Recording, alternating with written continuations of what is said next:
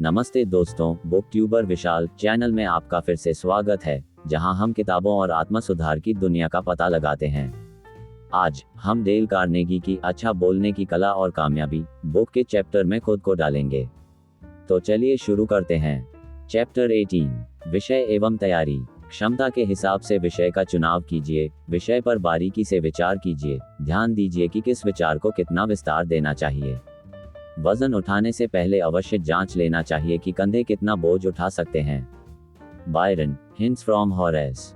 जीवन से भरे इस दिन को देखिए, जीवन से खिलता हुआ दिन। इस छोटे से दिन में अस्तित्व की सभी विविधताएं एवं हकीकत, विकास की खुशी, मेहनत का यश और सौंदर्य का वैभव शामिल है। गुजरा हुआ कल अब एक सपना है और आने वाला कल एक उम्मीद है। लेकिन आज एक हकीकत है, इसे जिंदादिली से जियो। कल के अधूरे सपने को पूरा करो। आने वाले कल की उम्मीदों को साकार करने की तैयारी करो।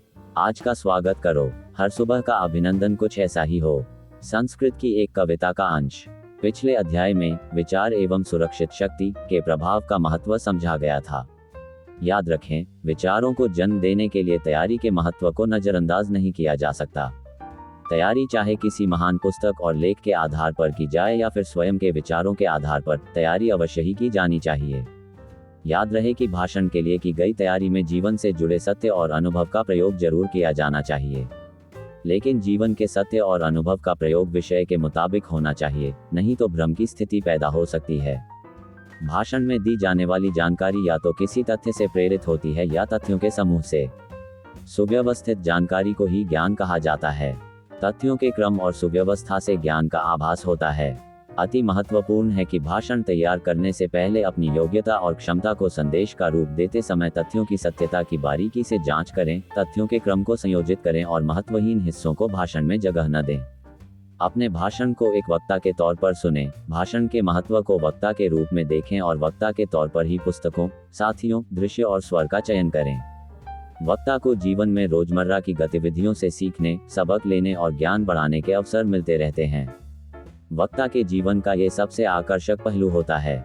वक्ता की सतर्क निगाहें निरंतर नए तथ्य, उदाहरण और विचारों की खोज में व्यस्त रहती हैं। वक्ता के जीवन का यही अनुभव मंच पर रंग जमा देता है। तैयारी के दौरान समय का सही उपयोग।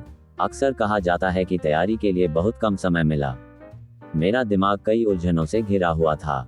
डैनियल वेबस्टर ने महान वक्ताओं के भाषण से प्रेरणा और जानकारी लेने में कभी चूक नहीं की।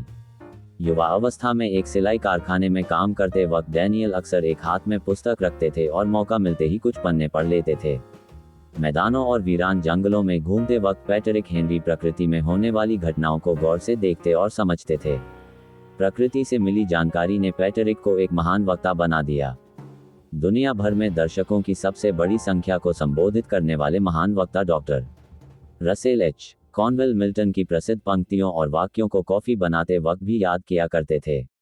लेकिन आज के दौर में यदि वेबस्टर एक हाथ में पुस्तक रखकर कारखाने पहुंच जाएं तो नौकरी से हाथ धोना पड़ेगा और जंगलों में घूमते पैट्रिक को अकेले घर से निकलने की सजा दी जाएगी। लेकिन सच्चाई को झुठलाया नहीं जा सकता। प्राकृतिक घटनाओं से अनुभव और मानसिक शक्ति हासिल कर इस प्रतिभा को प्रभावशाली ढंग से प्रस्तुत करने वाला व्यक्ति समय आने पर आरक्षित ऊर्जा से दर्शकों को वशीभूत करने में कामयाब होता है। नेपोलियन ने कहा है कि राष्ट्र का भविष्य तय करने में केवल 15 मिनट लगते हैं। सोचिए कि ऐसे कितने 15 मिनट हम अपने जीवन में नष्ट कर चुके हैं। रॉबर्ट लुइस स्टीवेंसन ने समय का सही उपयोग किया और ऊर्जा को सुरक्षित रखा, जीवन के हर अनुभव को पूंजी की तरह संरक्षित किया। पूंजी का अर्थ है आज की कमाई को भविष्य के लिए बचाकर रखना। रॉबर्ट ने अपने सभी लेख और भाषणों में अपने जीवन से जुड़े अनुभवों और जानकारियों का उल्लेख बहुत ही शानदार शैली में किया। एमरसन ने कहा है, आने वाला कल भी आज की तरह होगा। जीवन खत्म हो रहा होगा और हम जीने की तैयारी कर रहे होंगे। अनुभव और जानकारी जुटाने के लिए सही मौके का इंतजार करना व्यर्थ है। इसके लिए क्या किसी मुहूर्त की जरूरत होती है? कार में 15 मिनट के सफर से भी शायद कुछ नया अनुभव प्राप्त हो सकता है। किसी ताज़ा भाषण का सस्ता संस्करण खरीदिए और काम पर जाने से पहले हर रोज कुछ पन्नों की कटिंग अपनी जेब में रखिए। मौका मिलते ही इन पन्नों को पढ़िए। ध्यान दीजिए कि कितने समय में आप हाल ही में दिए गए महान भाषणों से परिचित हो गए हैं। यदि आपको पुस्तक के पन्ने फाड़ना अच्छा नहीं लगता है तो पुस्तक को अपने साथ रखिए। आजकल लगभग सभी महान किताबें छोटे अंकों में प्रकाशित होती हैं। ओक्लाहोमा में हर रोज होने वाले गैस रिसाव की ऊर्जा लगभग 10,000 टन कोयले से मिलने वाली ऊर्जा के बराबर होती है। लेकिन समय की बर्बादी के मुकाबले ऊर्जा की यह बर्बादी कुछ भी नहीं है। यदि समय का सही उपयोग किया जाए तो वक्ता सफलता के शिखर तक पहुंच सकता है। वैज्ञानिकों ने मक्का के पौधे से एक साथ 3 भुट्टे पैदा करने की विधि खोज ली है। इंजीनियर्स मशीन की क्षमता का एक भी अंश बर्बाद नहीं होने देते हैं। मशीन की 100% ताकत उत्पादन में खर्च होती है। आज के दौर की तेजी के साथ कदम मिलाने की कोशिश कीजिए और समय का एक भी क्षण बर्बाद होने से बचाए। दाढ़ी बनाते वक्त या कपड़े पहनते वक्त क्या आप अपनी मानसिक शक्ति का इस्तेमाल करते हैं? किसी विषय का चुनाव कीजिए और दिन के नियमित कार्यकलाप के दौरान बर्बाद होने वाले समय का उपयोग कीजिए। परिणाम बहुत उत्साहजनक होंगे। रोजाना किसी महान पुस्तक का एक वाक्य, किसी महान विचारक का एक विचार और स्वयं किसी विषय पर प्रतिक्रिया ज्ञान के खजाने को दिन ब दिन बढ़ाने का काम करेगी। बेकार के कामों में समय नष्ट करने का कोई फायदा नहीं। एक मामूली मिनट को 60 महत्वपूर्ण क्षण समझिए। याद रखिए, दौड़ में केवल कुछ क्षणों का फासला धावक को विजेता बनाता है। एक मामूली मिनट की देरी से रेल छूट जाती है। ऊपर दी गई सलाह का मतलब यह नहीं है कि आप आराम और मनोरंजन के महत्व को ही भुला दें। मेहनती व्यक्ति के लिए आराम से ज्यादा महत्वपूर्ण कुछ नहीं होता, जबकि आलसी व्यक्ति आराम केवल समय नष्ट करने के लिए करता है। ध्यान रखें कि आराम के बाद कुछ खास करने की शक्ति मिलती है। इसका सही उपयोग करना जरूरी होता है। विषय को चुनना। विषय और सामग्री एक दूसरे को प्रभावित करते हैं। विषय को चुनने के 2 सिद्धांत होते हैं: मनचाहा चुनाव तथा विचारों व अध्ययन से विकसित चुनाव। मनचाहा चुनाव ऐसे विषय का चुनाव करने वाला वक्ता विषय से संबंधित जानकारी, गहराई और विषय पर स्वयं की पकड़ का ख्याल नहीं रखता। विषय को रुचि के आधार पर चुन लिया जाता है और वक्ता गर्व से घोषणा करता है कि मैंने विषय चुन लिया है, मुझे विषय दीजिए। क्या आमतौर पर छात्र अध्यापकों से यह अपील करते हैं? जाहिर तौर पर अध्यापक विषय से संबंधित सुझाव देता है, विषय को समझा जाता है। कई बार अध्ययन के बाद विषय को खारिज भी कर दिया जाता है। फिर किसी नए विषय पर चर्चा होती है। दरअसल अध्यापक छात्रों की विशेषताओं और कमजोरियों को बखूबी पहचानता है, इसलिए विषय का चुनाव सभी पहलुओं को ध्यान में रखकर किया जाता है। इस प्रकार चुना गया विषय प्रतिभा के मुताबिक होता है और वक्ता प्रभावशाली भाषण तैयार करने में कामयाब होता है। विकास और उन्नति के आधार पर किया गया विषय का चुनाव पूर्णतः अलग होता है। यहाँ यह नहीं पूछा जाता कि क्या कहना है। मस्तिष्क स्वयं विषय पर केंद्रित हो जाता है और पूछता है, मुझे क्या सोचना चाहिए। अर्थात वक्ता विषय का चुनाव कर चुका होता है और ध्यान विषय से संबंधित जानकारी, तथ्यों के क्रम एवं शब्दों के सटीक उपयोग पर केंद्रित होता है। भावों को प्रकट करने में असफल व्यक्ति अच्छा विचारक हो ही नहीं सकता। इसका मतलब व्यक्ति के विचार उपयोगी नहीं हैं। अध्ययन और गहन चिंतन की आदत वक्ता को कई अहम विषय पर सोचने की प्रेरणा प्रदान करती है। इसमें कोई विरोधाभास नहीं है, यह एक सहज सत्य है। ये स्पष्ट हो चुका है कि विचारों और अध्ययन से विकसित विषय सतर्कता से चुने गए विषय के मुकाबले ज्यादा प्रभावशाली होता है। विषय अचानक दिमाग में आ जाता है। निपुण विचारक के मस्तिष्क में विषय के लिए अहम स्थान होता है। अध्ययन और विचारों के माध्यम से नई सोच का जन्म होता है और इस प्रकार एक नए विषय का आधार तैयार होता है। आमतौर पर यह एक नियमित प्रक्रिया है। बिखरे हुए विचार पहले पहल धुंधले होते हैं, लेकिन धीरे धीरे विचारों का स्वरूप स्पष्ट होने लगता है। तथ्यों की एक कड़ी दूसरी कड़ी से जुड़ने लगती है और अंततः एक महान विचार का जन्म होता है। एक ऐसा विचार जिसकी शक्ति बहुत प्रबल होती है। विचार वक्ता के मस्तिष्क में जोर जोर से चिल्लाता है, जागो, मैं तुम्हारा विषय हूँ। अब मुझे अपने शब्दों के जादू से महान स्वरूप देने में जुट जाओ। इसके अलावा फिलहाल कोई और लक्ष्य नहीं होना चाहिए। निस्संदेह निपुण वक्ता विषय को चुनने के लिए दोनों सिद्धांतों का इस्तेमाल करता है। जे बर्गेसेनवीन के मुताबिक दोनों सिद्धांतों का इस्तेमाल करने की विधि में भी विचारों और अध्ययन से विकसित चुनाव का उपयोग होता है, क्योंकि कोई भी वक्ता ऐसे विषय का चुनाव नहीं करता जिसमें गंभीरता का अभाव हो। विषय वस्तु का निर्धारण। यदि भाषण का विषय किसी दूसरे व्यक्ति द्वारा तय किया गया है तो बौखलाने से बेहतर है कि विषय से संबंधित उचित जानकारी जुटाई जाए और जमकर तैयारी की जाए। जिस सिद्धांत के आधार पर वक्ता विषय का चयन करता है, विषय वस्तु का चयन भी उसी आधार पर किया जाता है। स्वयं से या अन्य लोगों से पूछिए, किसी विशेष उत्सव या समारोह को किस अंदाज में आयोजित किया गया है? कितने दर्शकों के आने की उम्मीद की जा सकती है? समाज के किस वर्ग के दर्शक उपस्थित होंगे? विषय विशेष पर दर्शकों का नजरिया क्या है? मेरे अलावा और कौन भाषण देगा? समारोह के दौरान क्या मेरा नंबर पहला होगा या मुझे अंत में मौका दिया जाएगा? बाकी वक्ता किन मुद्दों पर भाषण देंगे? मंच किस तरह तैयार किया गया है? भाषण को प्रभावशाली बनाने के लिए क्या कुछ बदलाव करने चाहिए? भाषण के लिए कितना समय मिलेगा? कई बार भाषण विषय, वक्ता, दर्शक, समारोह और जगह के मुताबिक नहीं होते हैं। लिहाजा भाषण से पहले इन सभी पहलुओं की जानकारी आवश्यक होती है। क्या कहना चाहिए, कैसे कहना चाहिए और किस परिस्थिति के मुताबिक कैसा अंदाज अपनाना चाहिए। भाषण का 90% प्रभाव इन पहलुओं पर आधारित होता है। इसके अलावा वही फरमाइश पूरी करनी चाहिए जो पूरी करनी संभव हो। निश्चित तौर पर एक गोल छेद में उसी आकार का चौकोर टुकड़ा नहीं डाला जा सकता। अनुपात का सवाल। भाषण में विचार और संदेश के महत्व को समय के आधार पर निर्धारित कीजिए।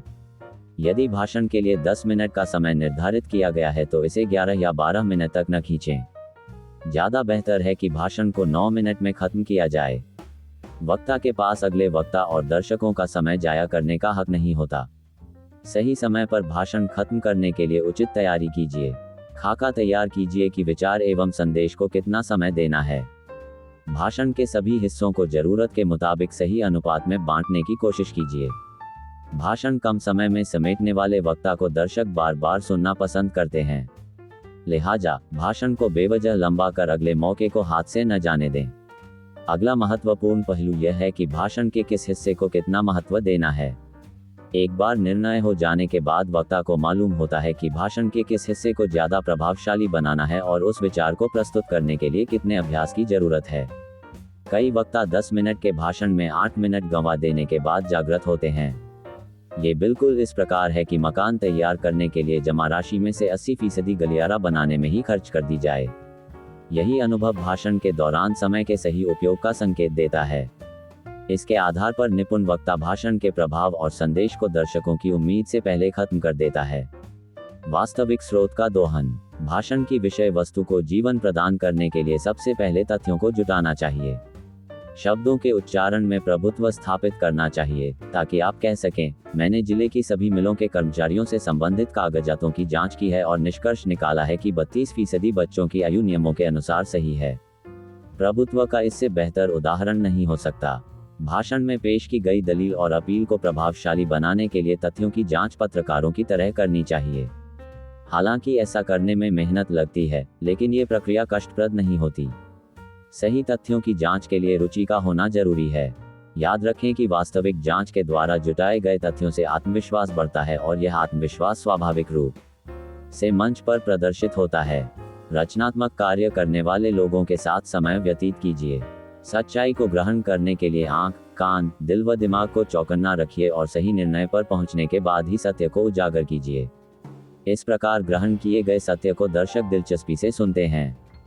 याद रखें, जीवन से जुड़े वास्तविक सत्य को सुनना पसंद किया जाता है। पुस्तकालय का प्रयोग। संदेह रहित खजाना छोटे से पुस्तकालय में मिलता है। किसी पुस्तक को चाहे कितने भी मन और ध्यान से क्यों न पढ़ा जाए, पुस्तक में अध्यायों का क्रम याद नहीं रहेगा।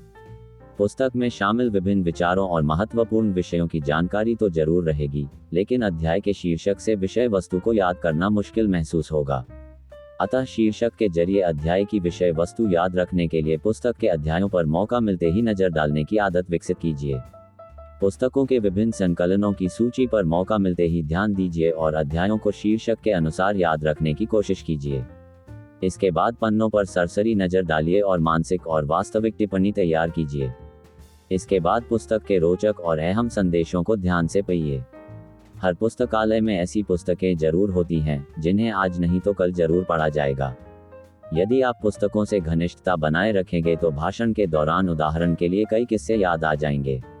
लंबे समय पहले पढ़ा गया विचार एकदम ताज़ा हो जाएगा। महान पुस्तक के हर अध्याय में एक महान संदेश छुपा होता है। यदि पुस्तक में शामिल किसी महान विचार की चर्चा विषय सूची में नहीं की गई है तो हतोत्साहित नहीं होना चाहिए। संदेश की महानता विषय सूची पर निर्भर नहीं होती है। इस विधि के अनुसार विचारधारा से संबंधित जानकारी जुटाने की कल्पना कीजिए।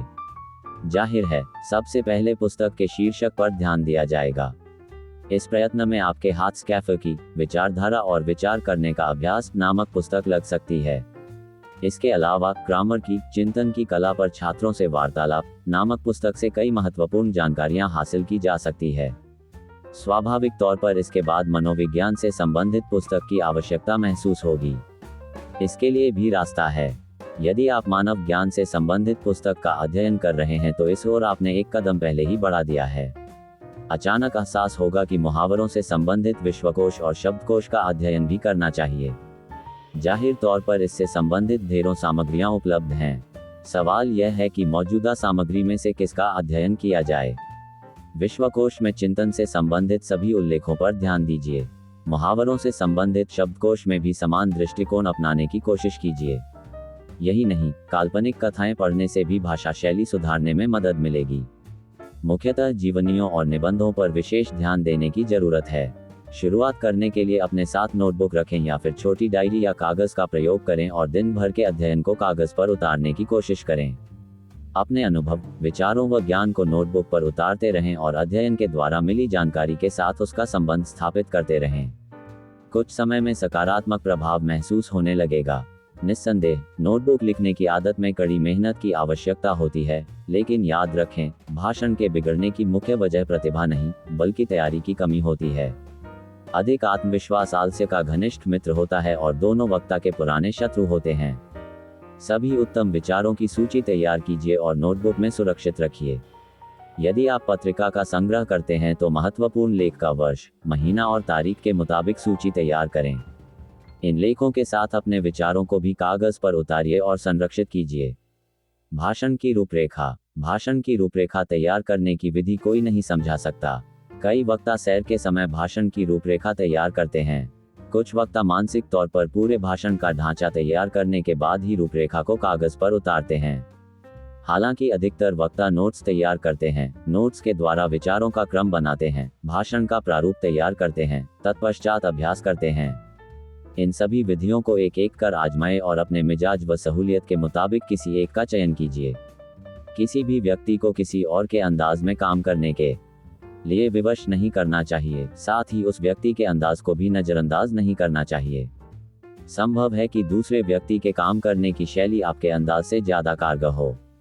नोट्स के आधार पर भाषण तैयार करने वाले वक्ताओं के लिए निम्नलिखित सुझाव महत्वपूर्ण सिद्ध हो सकते हैं। पर्याप्त अध्ययन और विचार के बाद एक अलग पन्ने पर विषय के मुख्य विचारों का क्रम तैयार कीजिए। जिस तरह विषय को प्रस्तुत करने के लिए पुस्तक की विषय सूची तैयार की जाती है, उसी तरह भाषण के विचारों का क्रम होना चाहिए। इस प्रकार वक्ता के लिए विचारों को स्पष्ट रूप से प्रस्तुत करना आसान हो जाता है। एक विचार के प्रमाण में दूसरे विचार का प्रस्तुतिकरण स्पष्टता, वाद विवाद, रुचि और प्रभाव को जन्म देता है। क्रमबद्ध तरीके से विचारों को प्रस्तुत करते समय इस्तेमाल किए जाने वाले अनुभव, उदाहरण, तथ्य और अनुमान भाषण का महत्वपूर्ण हिस्सा बन जाते हैं। सभी विचारों को एक दूसरे से अलग मानने की कल्पना कीजिए, तत्पश्चात मानसिक तौर पर इन विचारों का क्रम निर्धारित करने की कोशिश कीजिए। अंततः सभी विचारों के साथ उपयोग में लाने वाले उदाहरण, अनुभव, तथ्य और अनुमानों का खाका तैयार कीजिए। ध्यान दीजिए कि किस विचार और संदेश पर ज्यादा बल देना है। इस प्रक्रिया के पश्चात भाषण का संपूर्ण स्वरूप तैयार हो जाता है। मंच पर इस्तेमाल किए जाने वाले भाषण का साधारण स्वरूप कुछ इसी प्रकार होना चाहिए। समृद्धि की मुख्य वजहें। भाषण का विषय। समृद्धि का अर्थ क्या होता है? समृद्धि का वरदान धरती में छुपा है। अमेरिका में अतुल्य कृषि विकास, कृषि में विकास के नए सिद्धांत, कृषि उत्पादों की बेशुमार कीमत, व्यापार पर कृषि विकास का सकारात्मक प्रभाव, अन्य देशों में विकास का प्रभाव, देश की निजी अर्थव्यवस्था में मजबूती, बड़े कारोबार और बैंकिंग क्षेत्र का नियंत्रण, विदेशी बाजारों के लिए नजरिए में बदलाव और समुद्री जलपोतों का आधुनिकीकरण समृद्धि के महान उदाहरण हैं। इस प्रकार मुख्य बिंदु निर्धारित कर भाषण की रूपरेखा तैयार की जा सकती है। स्पष्ट तौर पर इन सभी मुख्य बिंदुओं का विस्तार किया जा सकता है। साथ में उदाहरण, अनुभव, मुहावरों और अनुमानों को जोड़ा जा सकता है। इस क्षेत्र में समृद्धि से जुड़े आंकड़ों को शामिल किया जा सकता है, अर्थात रूपरेखा के आधार पर भाषण को प्रभावशाली बनाने का उद्देश्य हासिल किया जा सकता है। लेखन एवं अभ्यास। उत्तम रूपरेखा तैयार करने के बाद भाषण तैयार करने पर ध्यान देना चाहिए। यदि भाषण लिखने की जरूरत है तो अवश्य लिखें। भाषण की रूपरेखा को ध्यान में रखते हुए अंतर्मन से लेख तैयार करें। भाषण का पुनर्निरीक्षण करें और जरूरत के मुताबिक सुधार करें। अंत में भाषण पर आलोचक के नजरिए से ध्यान दें। शब्दों के चयन को प्रभावशाली बनाएं, वाक्यों को जीवन प्रदान करें, विचारों की स्पष्टता का ख्याल रखें, संदेश की सत्यता प्रमाणित करें और विशेष तौर पर ध्यान रखें कि भाषण का अंत तर्कसंगत हो। सबसे महत्वपूर्ण है कि खुद को दर्शकों के समक्ष महसूस करें। अभ्यास के दौरान ध्यान दें कि भाषण निबंध जैसा तो नहीं लग रहा है। भाषण शैली का सहज और वास्तविक होना बहुत जरूरी होता है। शीर्षक, अंत में ये ख्याल जरूर आएगा कि भाषण की विषय वस्तु क्या है। इसे एक शब्द या छोटे से वाक्य में किस प्रकार प्रस्तुत किया जाए।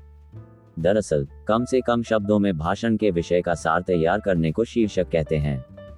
हेनरी वॉटसन के अंदाज की तरह भाषण का शीर्षक बहुत साधारण हो सकता है। उदाहरण के तौर पर, नया अमेरिकावाद। भाषण का शीर्षक संकेतात्मक भी हो सकता है। उदाहरण के लिए, रसल एच. कॉनवेल का एकड़ में फैले हीरे। एल्बर्ट जे. बेवरिज की तरह कहावत को भी भाषण का शीर्षक बनाया जा सकता है, आसपास फैली समृद्धि। अंततः भाषण का उद्देश्य जो भी हो, शीर्षक संक्षिप्त होना चाहिए, विषय के मुताबिक होना चाहिए और दर्शकों में उत्तेजना प्रवाहित करने योग्य होना चाहिए। अपने समय का सबसे अच्छा इस्तेमाल करें। कुकू FM एप्लीकेशन पर अनगिनत ऑडियो बुक्स, दिलचस्प कहानियां और अधिक का आनंद लें। प्रीमियम सब्सक्रिप्शन पर एक्सक्लूसिव 50% छूट प्राप्त करने के लिए कोड FMRMT85 का उपयोग करें। आपको कुकू FM प्रीमियम लेने के लिए लिंक मैंने वीडियो के डिस्क्रिप्शन में दिया है। डेल कार्नेगी द्वारा लिखित अच्छा बोलने की कला और कामयाबी बुक का चैप्टर पर आज के वीडियो के लिए बस इतना ही। यदि आपको ये जानकारी मूल्यवान लगी है तो अधिक जानकारीपूर्ण सामग्री के लिए बुकट्यूबर विशाल को लाइक, शेयर और सब्सक्राइब करना न भूलें। अगली बार तक पढ़ने और अपने संचार कौशल में सुधार करने का आनंद लें। धन्यवाद।